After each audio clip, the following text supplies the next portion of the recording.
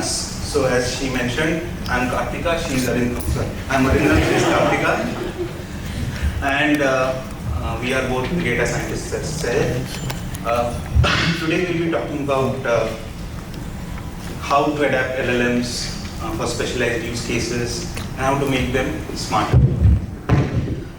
Before we begin, I would like to ask someone from the audience the objective of coming here today. Sir, for learning, for fun, for seeing if we know our stuff. To ensure that I'm hallucinating at the end of this conference. Okay, great. Thank you. So, the way we want to do this talk is basically learn and also have some fun with it, right? Okay, so the agenda for the day. First, we'll be talking about the LLM growth journey. Why we call it growth journey, I'll come to that later on. Here, we'll be talking about pre-training, instruction tuning, preference optimization in brief. Then we'll be talking about the different bottlenecks of generic LLMs, followed by the different methods of plugging these bottlenecks, prompt-based methods, then we have task specialization methods using RAG, then we'll be having domain adaptation methods using fine-tuning LLMs. If we get time, we will be going over some use cases, right? So all set. Okay, as I mentioned, growth journey of an LLM. So why do we call it a growth journey? If we sort of draw an analogy, the way an LLM evolves is very similar to how a human child learns, how a human child grows, right? So the first step of learning for a human is learning to read and write. So that is what exactly happens at the pre-training phase of an LLM, where it learns to read and write. This is followed by the instruction tuning phase, where the LLM, just like a child, learns to follow instructions which child usually learns, like study hard, don't play cricket all day. Oh, sorry. So child of today would be like, look at your PowerPoint presentations, or maybe don't watch YouTube all day. Okay. This is followed by the rebellious phase, which is a teenage phase, where a child learns what not to do and what to do in certain situations, getting more accustomed with human values, what is right and wrong. So that is what happens as part of preference optimization. And finally, the adulting phase or the professional phase of an LLM, where it learns task specialization and domain adaptation. So as part of this talk, we'll try to focus primarily on this part. We'll be covering the other parts in brief. This is what the focus of this talk is.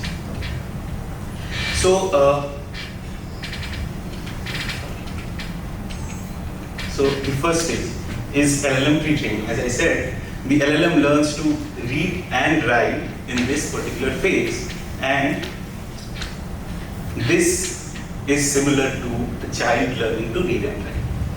But how does the LLM learn to read and write?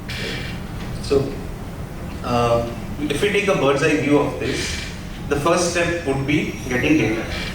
So it started with smaller amount of data, and now humongous amounts of data is ingested into LLMs, almost the entirety of the internet through ebooks, blogs, wikis, etc. So now we have a lot of raw text. How do I ingest this into a machine learning model, into a machine basically? We have to build numerical representations of the text, NLP1. So for building that numerical representation, we need to break it down into smaller units through a process called tokenization. These units can be character-based, they can be word-based, or they can be sub-word-based. So now we have got the raw text, we have broken it down, we have built the numerical representation through, say, indexing or one-hot encoding, whatever the process is, and then we train the model out. And once we train the model, the model actually is able to understand language. Okay. So what pre-training does is takes a lot of data, breaks it down, feeds it into the model, at the end of which the model learns how to read and write language. It's basically understanding language as a whole. Okay. So, what method do we use for this? What is the task here while training? We use the task of token prediction here, and in the previous talk, you already learned about something called self-supervised learning. So the raw data is not annotated, right? So what is done is certain tokens are removed, and the LLM is asked to predict these tokens. And just through token prediction, as simple as that, the LLM learns to read and write a particular language through self-supervised learning. And what happens after this? The LLM is able to capture grammar, structure, and certain common facts about the language. So now we have the LLM pre-trained, we have a toddler LLM.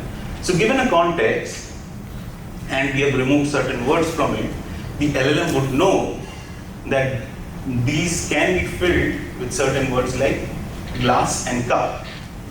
So as simple as that, through pre-training, we are trying to build an NLP model for token prediction. Next, moving on to the different methods through which the self-supervised learning happens. So we have the original text here, the cat is climbing the tree. This diagram is visible to everyone? Yes. Okay. So here I have talked about three primary methods of how pre-training happens. The first is auto-encoding, that is a model. MLM stands for masked language model, which is basically a task. What the task is, we mask one word in the middle. Okay. And we use an encoder-only architecture to achieve the target, that the word that the LLM needs to predict is climbing. In a similar way, we have puzzle language model, architecture decoder, and it predicts the next token. So causal language model is the next token prediction. And when we combine both using an encoder-decoder architecture for sequence-to-sequence generation, we do span corruption, which is basically removing certain number of tokens from anywhere in the text. We get a sequence-to-sequence model, right? The climbing, the two tokens are removed. So just for understanding, here we are talking of tokens as words. It can be something else also. It can be subwords, it can be characters. Here, for understanding, we are taking tokens as words. Okay. So now, these architectures, like encoder, decoder,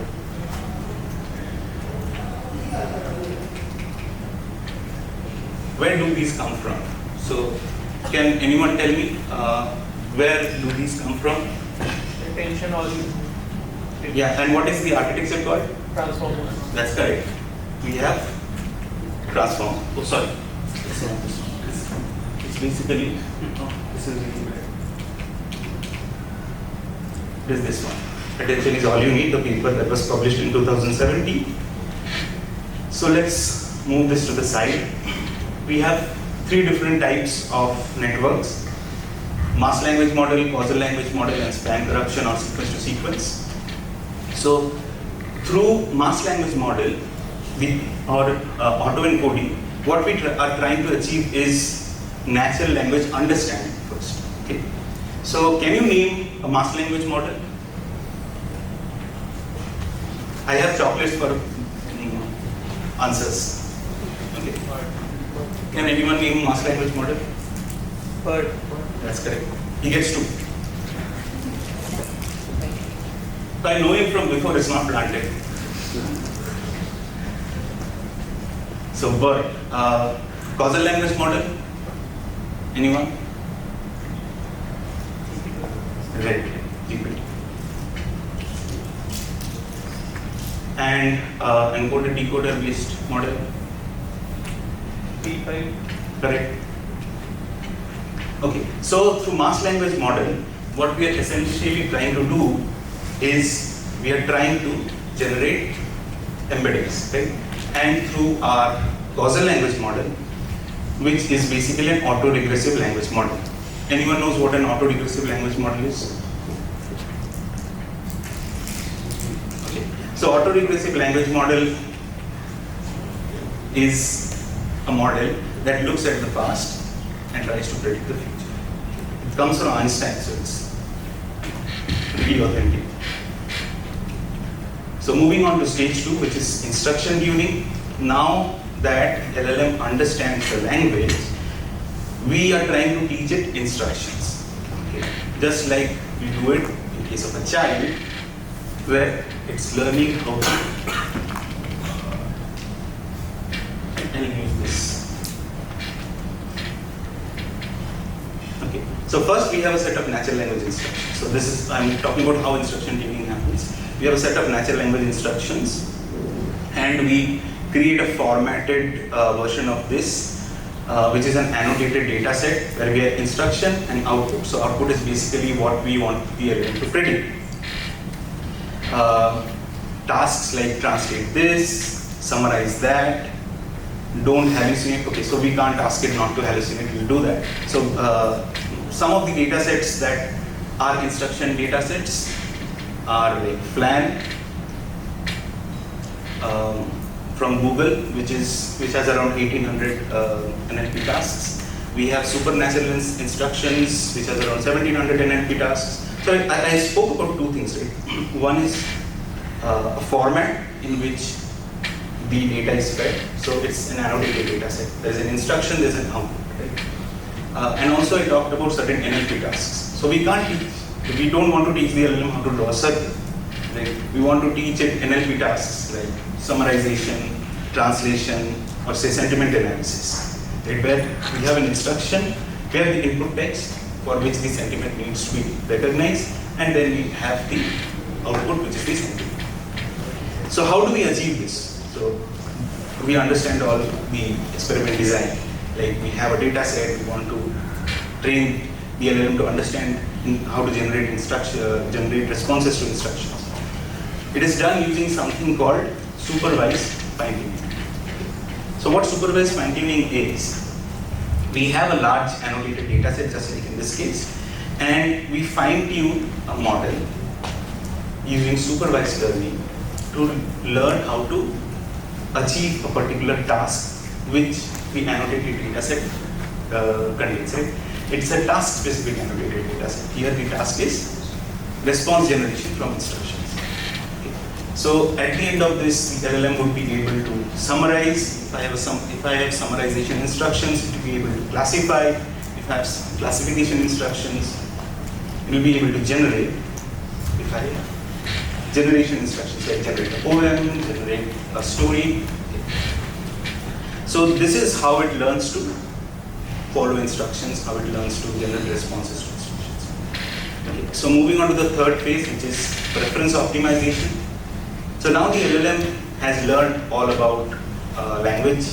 It knows how to understand, generate language.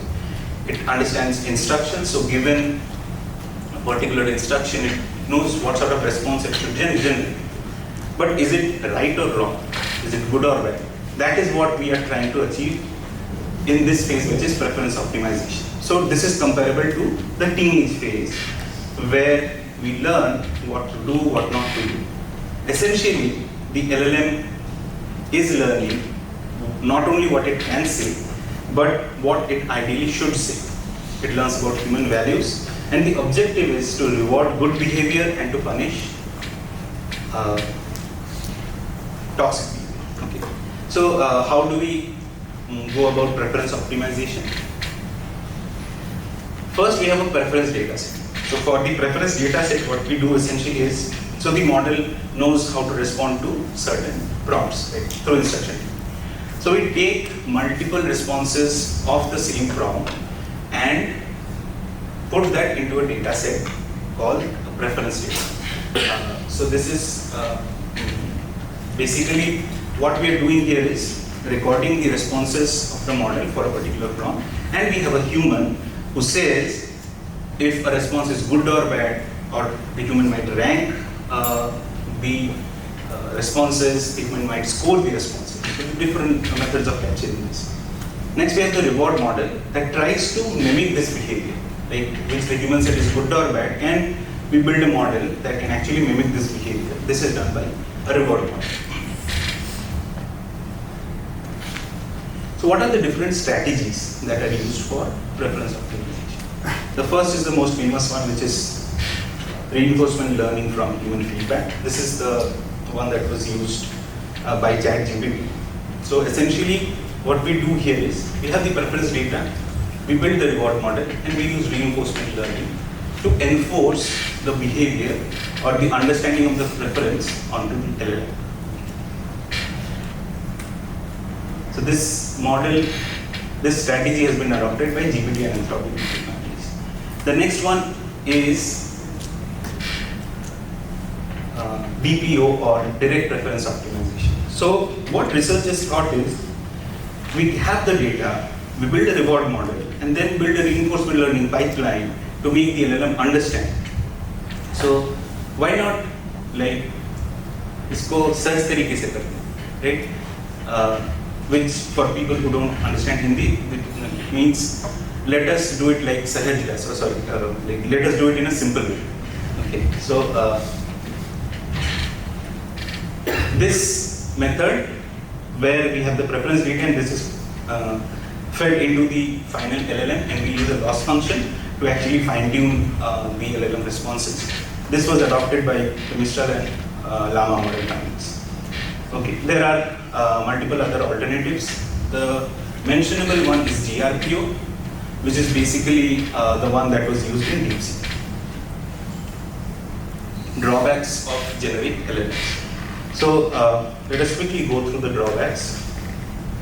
The first one would obviously be hallucination, where it's confident about wrong answers. Domain naivety, where it does not understand a domain properly. It's outdated because it is trained till a timeline and it does not have access to real-time knowledge. It's forgetful because it has a context window. A one-size-fits-all, which basically means it tries to generate similar sort of tone and output in responses. So now that we understand that these are the primary drawbacks of large language models, let us talk about how to plug these bottlenecks using LLM enhancement tools. The first is prompt-based. I think everyone would know about prompt engineering. Prompt engineering is basically crafting good prompts, or where you don't require any training. We just sort of do clever phrasing of text. Right? So what are the different types of, some of the different types of prompt engineering? Zero shot, direct. We have few shot, where you give a set of examples so that the LLM understands. Chain of thought, where you follow a sort of reasoning thread. React, where you make an external tool available and you use reasoning from the input from the tool. There are other strategies like tree of thought, rule-based, automatic, where you actually use another LLM to generate the prompt for the LLM to use. Prompt tuning. Okay, again back to NLP 101. Machines understand numbers better. So instead of providing prompts as text, how about providing prompts as numbers or vectors? So that is exactly what prompt tuning does through a method called soft prompting. Okay. Hard prompts basically are ones where you use words. Soft prompts basically are numbers or vectors. So just to give an example, if you want to teach an LLM to learn poems, what you essentially do is you take a data set of poems, ask the LLM to recognize patterns in the poems like rhythm and and you encode all of that into a soft prompt, and while passing the instruction to the LLM, while passing the prompt to the LLM, you prepend that, and the LLM knows that you have asked it to generate a code. So that is how prompt tuning works. It works in situations where you have limited data or compute, and you need rapid prototype. Moving on, we have the task specialization part, and this is like the proper adulting phase. So I'll welcome Karthika, who is the more mature adult between us.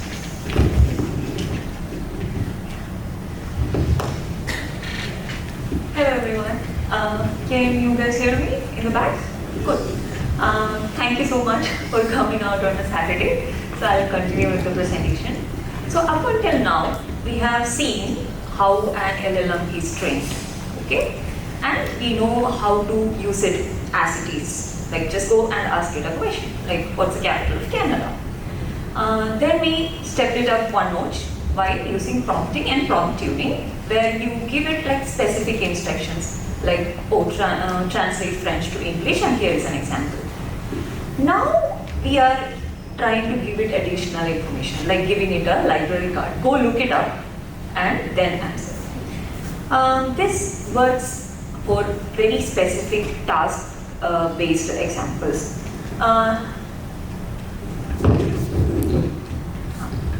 Let's consider a conversational assistant that we are trying to build for a legal domain. Okay. So what will be the kind of questions that will get asked to this conversational assistant? Like clearly state Special Marriages Act of Indian law.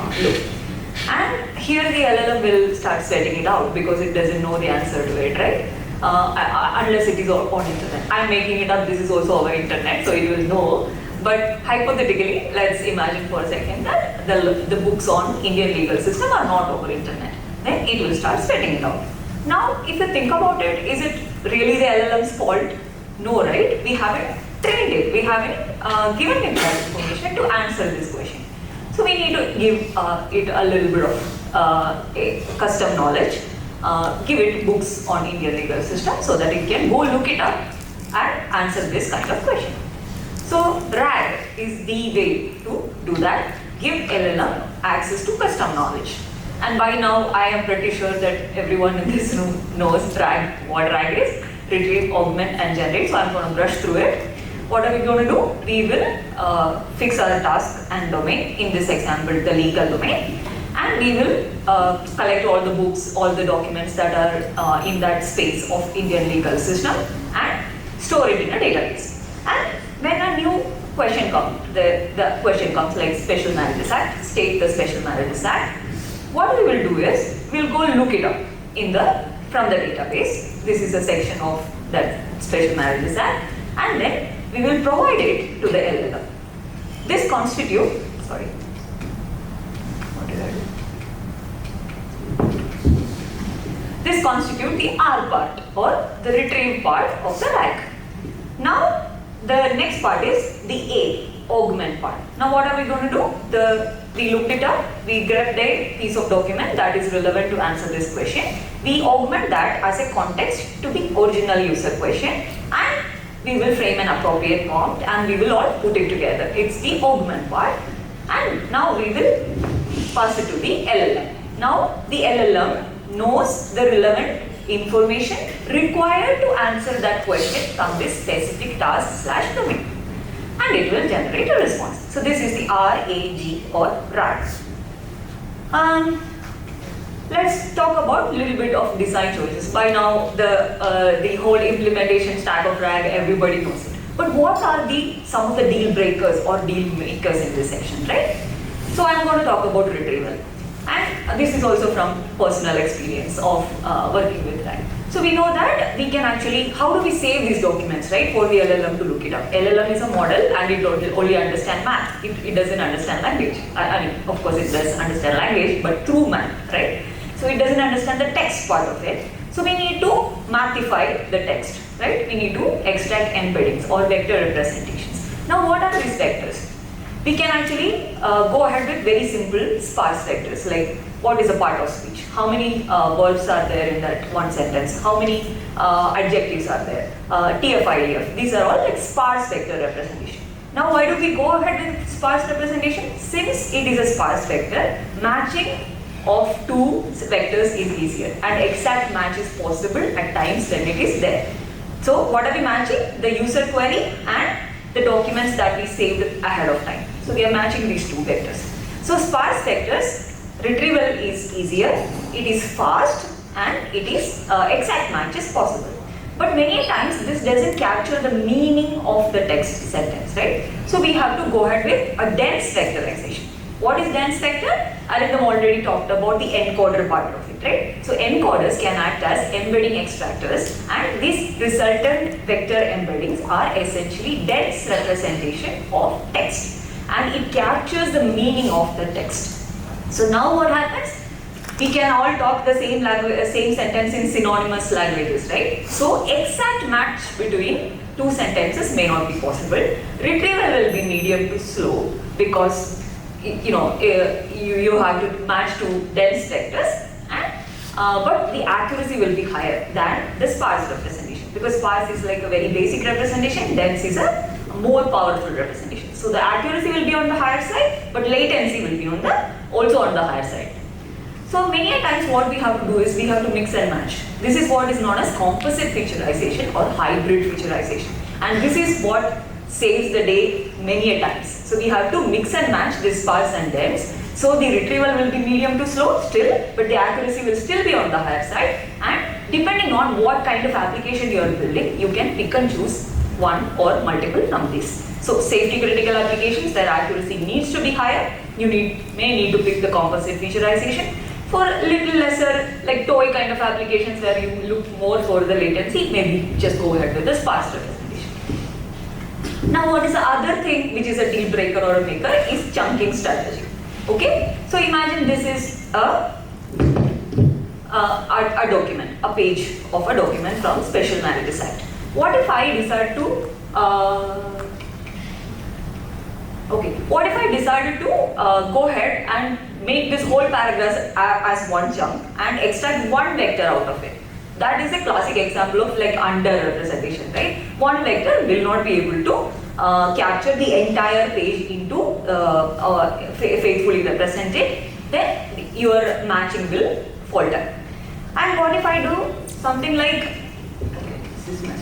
something like go like very much overkill, like take each phrase and represent it as one vector, your memory requirement will blow up, even match won't happen because you are not capturing enough context into one vector, so match won't happen. So what would be a good strategy, right?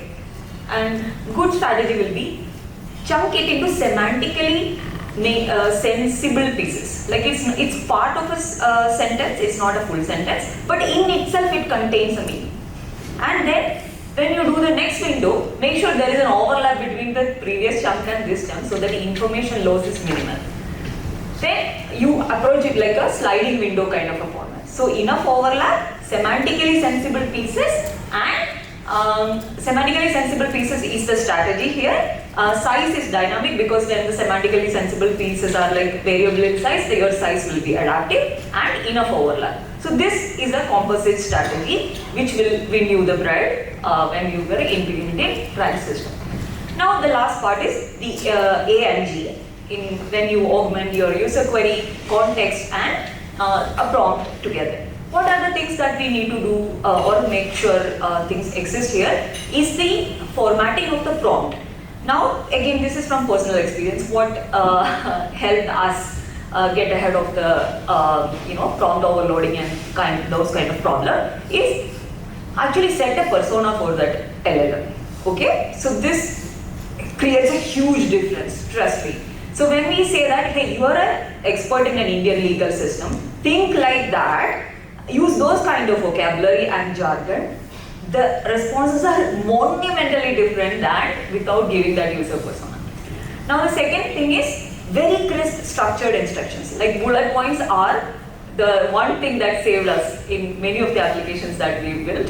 Just bullet points, very crisp instructions. So I am calling it as a structured instruction prompting. So user persona, for the LLM, how does it think, structured instruction prompting, and a relevancy score for the retrieved context. So when you say vectors, we have seen it, right? So we are actually grabbing multiple vectors from that, and you maybe attach a relevancy score for it so that the LLM will give more weightage to a particular vector compared to the other. So all these put together is what make your RAG success. So let me conclude. What is RAG? RAG is a way to give LLM access to custom knowledge.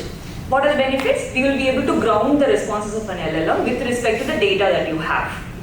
And it is modular and flexible. As you can imagine, taking out a document and putting in another document is very easy. We can even use smaller LLMs for that matching because it's vector similarity matching, right? It's an easier problem. And since its responses are grounded and we can cite back to which chunks of the document it referred to while answering a question, the traceability exists or transparency exists. Now what are the bottlenecks? Latency, as we talked about it. If we go ahead with the dense featureization, latency will be higher, but accuracy will also be higher. If we go with sparse vectorization, maybe the latency part we will gain, but accuracy part we will lose. So it's a trade-off between latency and accuracy. We have to keep the application in mind while deciding what strategy to choose. Prompt size, again, if we grab too many vectors as context, prompt will overload. If you grab too less, then your answer will not be accurate. Then the third one is a single bit most problematic of a RAG is evaluation. How do you even know that this RAG is accurate, right? There is no deterministic measure to say that, hey, my RAG is 98% accurate. So again, for loosely safety critical applications, we may have to come up with the test data and deterministically test it and compute accuracies on top of cosine scores or root scores or something like that. And if it is a loosely, like a toy kind of application, maybe we go ahead with loose strategies like LLM as a judge, raga triads and things like that. Now the point I want to highlight here is, actually the LLM is not learning anything in RAG, right? It is getting a library card, it is going, looking it up, answering that specific question and forgetting that context now. So it won't be able to retain that knowledge and answer the next question. So we are not getting domain experts. LLM is not a domain expert, it is rather behaving like as an intern. It goes look it up and answers. Now what if we need to build a domain expert, right? What if we actually want to build a conversational assistant who's an expert in Indian legal system? Then we may have to send our LLM back to law school and get it graduate from there. So how do we do that? Again, the same example, LLM is sweating it out. In earlier case, we gave it access to some documents pertaining to Indian legal system. But when it has to be a domain expert, this is not what we have to give. This is what it has to learn. Now, what is the problem? You cannot actually store all of this in a database and ask you to go look it up, right? Imagine an intern doing this. No. So now we have to train this LLM. Now training, we have in detail listened about how to train an LLM. Training an LLM from scratch for a person like me or you while building an application is not even possible. Don't even think about it. So even if we are building a smaller size LLM like a 3 billion parameter, we are looking at a memory requirement of around 45 GBs. Who has that kind of memory on a local machine or things like that, right? So this is where PEFT or parameter efficient fine tuning helps us. PEFT is, what's the idea behind PEFT is, even we look at human beings, right? Our brain has trillions of neurons with another trillions of multi-trillions of synaptic peaks. But if you ask me a question, hey, what's your name? I just have to say I'm Karthika, and for that, am I using my trillion neurons in my brain? No, a very minute subset of the neurons get activated while answering that question. This is the idea behind parameter efficient fine tuning. In order to train an LLM, we really don't have to change every weight in that LLM or that 3 billion parameters, or if it is a 450 billion parameter model llama, we don't need to change all of its weight. We need to change subset of its weight. So here is where comes fine tuning. Preeti, thank you for this image. So How do we do conventionally fine tuning? Like look at a network like inception net. We usually take pre-final layers, maybe last layer or last 2 layers or last 3 layers or last 5 layers and change that layers for fine tuning and make that inception net learn a new class of images. But in a monumental, magnificent model like LLM, this may not be a good strategy. Just by tweaking pre-final layers, we may not be able to make it learn things. So we need to actually take out interleaved layers from intermediate positions and change its states. Now, how do we do that? We just have to, it's a very simple equation. PT is the pre-trained weights, add a delta of weights to that, and we get fine-tuned weights. Now, if you look at this equation itself, that delta W, again you are dealing with that monumental dimensionality of parameters. So what do we do here is, instead of computing that delta W as it is, we actually decompose it into 2 low rank matrices. How is it working? If you take a look at this matrix multiplication, basic math, we have one vector which is a 5 cross 1. The other vector is 1 cross 5. And when we put them together, we get a 5 cross 5 matrix. In order to learn that 5 cross 5 matrix, you really don't have to learn all the 25 parameters. Instead, you can learn 2 smaller vectors, right? 2 smaller matrices. This is the idea behind low rank adaptation. So we basically removed that delta W, replaced it with the 2 smaller matrices, and whenever we need to activate that LLM, just multiply it and get that full rank matrix out of it. And now we will train this LLM to learn the delta W using 2 low rank matrices using a supervised training set, which is domain dependent. In this case, it is our Indian legal documents or books. Now, what are the parameter saving that we are getting from it? We started with 44 GB for a 3 billion model, right? Now, when we are taking LoRa, LoRa is low rank adaptation. This paper is published in 2021 and PEFT paper is published in 2019. So if we take a rank of 8 is like a very small number, right? We can actually get those matrices.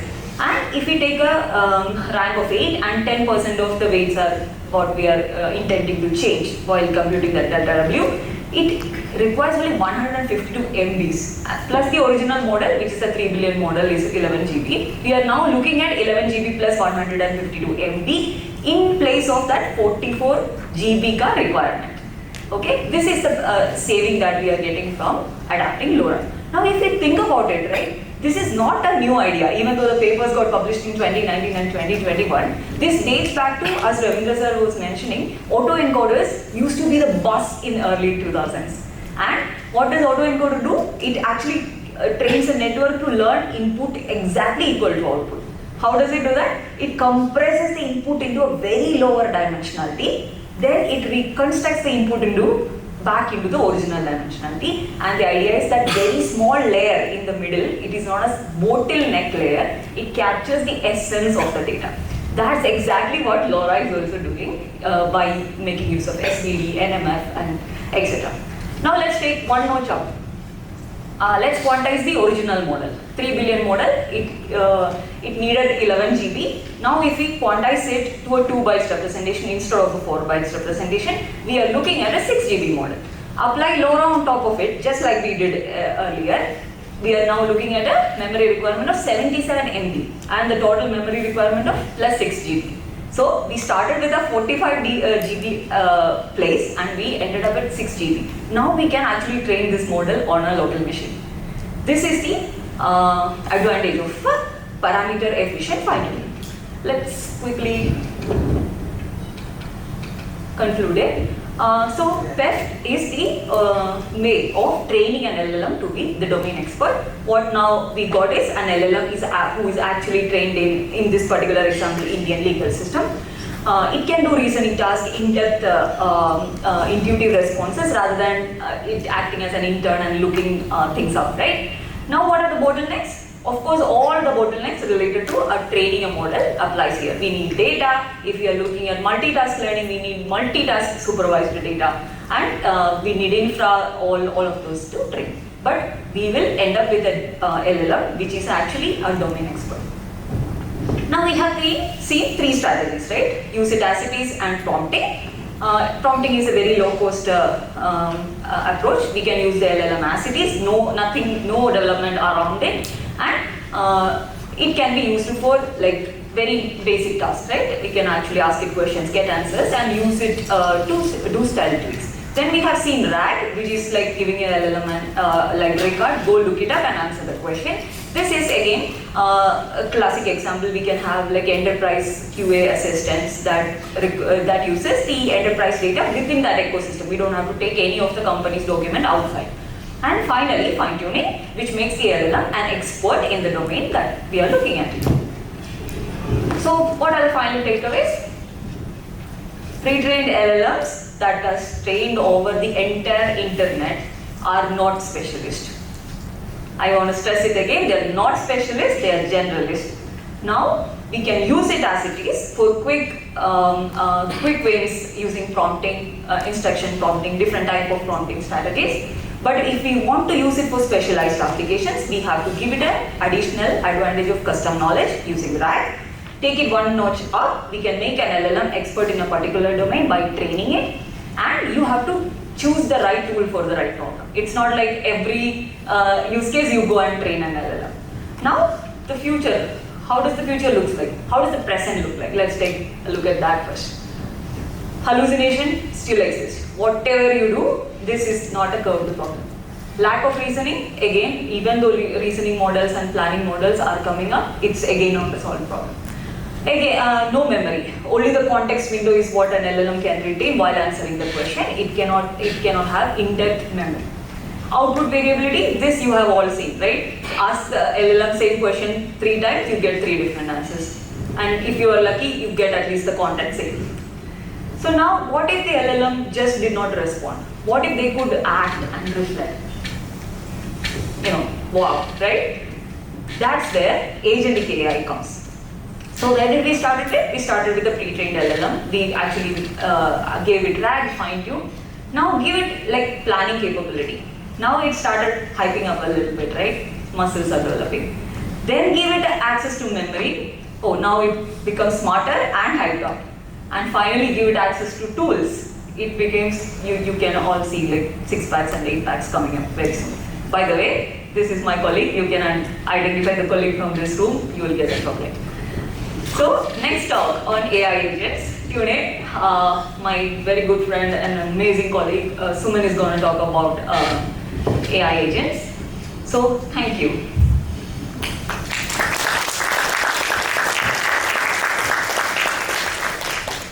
One question I have.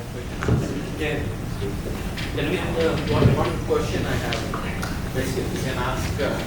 So when you dealt with RAG implementations, how did you meet the security and governance compliance? That's a in-company kind of a question, right? So we don't want our data to go out. That's the first thing. And it is When true you're with building customer use cases, yes. often the customer concern is like their compliance and governance. Yes. So how do you deal with that? So we actually use the Amazon kind of specialized tools to get to the governance. And sometimes what happens, it is also dependent on the client, right? Sometimes they will come up with their own infra, like they are in the AWS ecosystem already. Then they will have the compliance tools there. If not, we will build our own tools to trace back data versioning, data compliance, etc. So for a custom application that I was part of, we used DVC for data versioning, and we put it in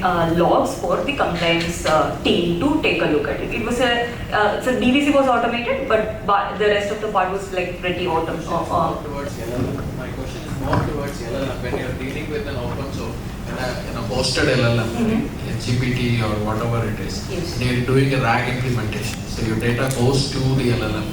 So how did you deal with that governance, guardrailing and all that? So when you use the open source LLM, it is still hosted in our own ecosystem, right?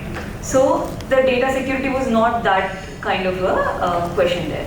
Now when you use a tenant-based GPT kind of a thing, it comes with the agreement with OpenAI that it's an isolated tenant-based architecture, not the open source GPT-4 that we use as part of ChatGPT. It's It's a tenant-based architecture, it's isolated, and it's put in their contract. Data, we handle on our side. I hope that answers. Thank you. Any other questions?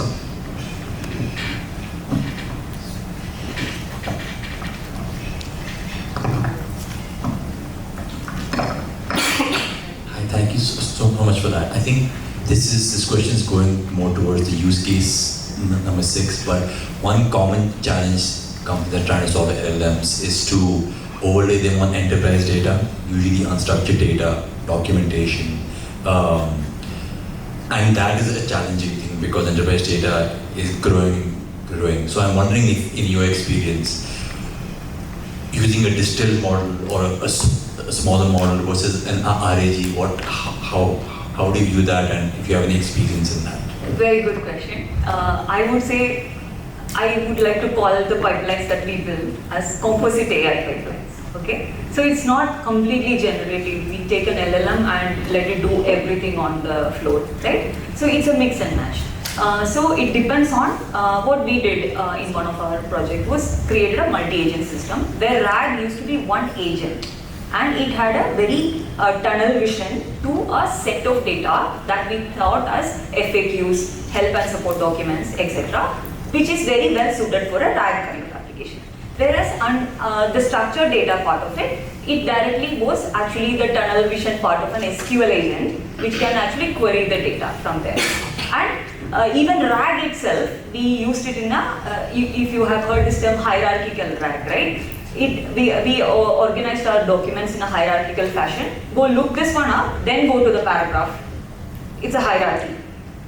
There is another project where we built a graph RAG also, which actually had relations within the document captured ahead of time in terms of entities and relations, and the query that directly goes as graph traversal. So that was a different project. I did not personally work on it. The project that I worked on had RAGs as a tool, hierarchical fashion.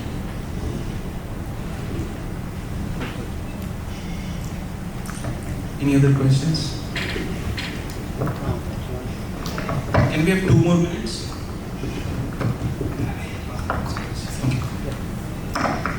Based on your experience, right, how much of traditional AI machine learning you are using compared to LLM? So let's say there is a basic classification task, right? Are you using like a XGBoost kind of model, or you're asking LLM? Because LLMs probably will be costlier. Right, very good. Accurately. That's why I said I coined that term composite AI, right? So whenever we could live away with the LLM, we actually deployed deterministic models for classification, intent classification, entity extraction kind of tasks. If you think about it, we were doing it up until today without Gen AI, right? The flip side of it is you need training data and then continuous monitoring around it. But continuous monitoring, when our clients come back and ask this question, hey, ML model needs continuous monitoring, my answer to that would be Gen AI models also needs continuous monitoring, right? One word in your prompt changes and everything goes for a toss. So both of them requires continuous monitoring. So if you are actually putting that effort, might as well save a little bit of cost and infra while doing that. So it was mostly composite AI that we were suggesting and recommending for our clients. Also, just to add, it also depends on the data at hand and the use case. So if we don't have enough data, we can't do any fine tuning. So we'll sort of have to move to classical approaches. Thank you. So we have a small sort of quiz round based on our, we'll just take 2 minutes.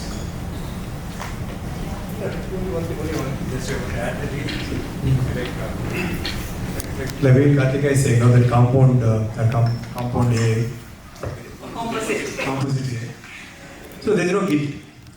Look, ultimately you have to solve a particular problem. Even when solving the problem, if a rule-based model can solve a particular problem, you may not have to build ML model as well. The thing is so clear that a set of rules are in conjunction with rule and in conjunction with rules and ML, and all hand in hand together can solve the problem also. You don't have to do it very religiously. Sorry, I'm an ML man. Give me a problem. I only solve it. ultimately it has to solve constraints. So we have few use cases. This is working. So we have a few use cases. I hope I'm audible. Yeah. We have a few use cases. Just put the use case. The right answer, gets.